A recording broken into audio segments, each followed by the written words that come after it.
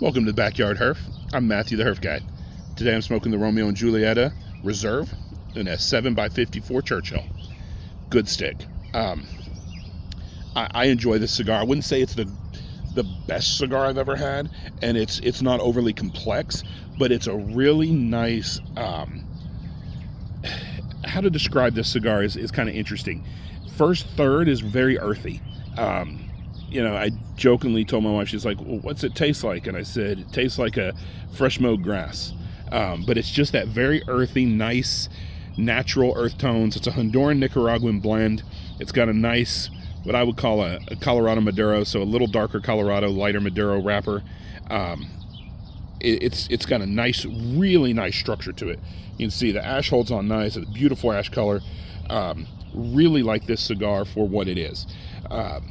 I had avoided Romeo and Julietas for a long time because I just felt like the price points all over the place and a bit unpredictable. There's a few, but the 1875 series across the board on all the wrappers, I enjoy quite a bit. I think it's just a really nice blend.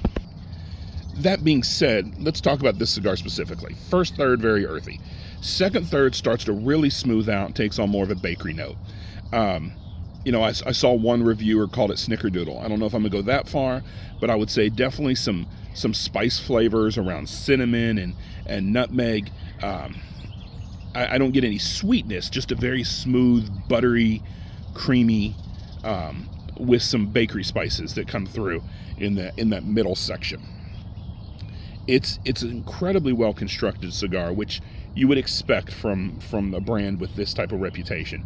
Do keep in mind that your Monte Cristos and your Romeo and Julietas in the U.S. are made, anything that's non-Cuban are all presented and marketed by the same organization, and with that they do have a good, strong control on the price point. So keep that in mind. Don't overpay for these. They are available. You can find them.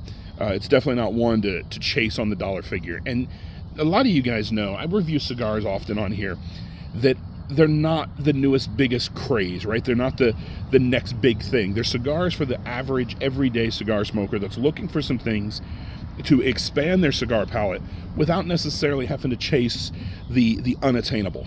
These are attainable cigars that have a great flavor and a nice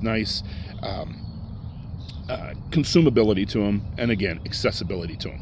So check this one out. If I was grading this cigar, I would probably grade this cigar B+ to an A-. It's a good cigar, not a great cigar, but it has a place in my profile or my selection that will keep it a part of the rotation for sure. Be careful with over pairing this one. Big heavy steaks, big bold whiskeys, things like that are going to bury this cigar. This is one that I would look for a lighter pairing, a fish or a chicken dish, or if you're going to do it with a beverage, stick to your, maybe a brandy or a rum, even an anejo tequila, something like that isn't going to be so overpowering, like a bourbon, like a Woodford, or any of those. It's just gonna power through it. So it'll pair nicely in that medium range. It is a true medium cigar. It's also a cigar that you want to take your time with, especially in this Churchill size. It's not a quick smoke. Probably in the 90-minute range, maybe a little more if you're not an over puffer, right? If you're taking some time between each puff and you're taking your time, you're probably 90 minutes on this stick. But like I said, construction's good, flavor's good, burn is good, draw is good. So high B, low A, stick worth enjoying. Check it out. I'm going to finish mine here. In the meantime, keep it smoky.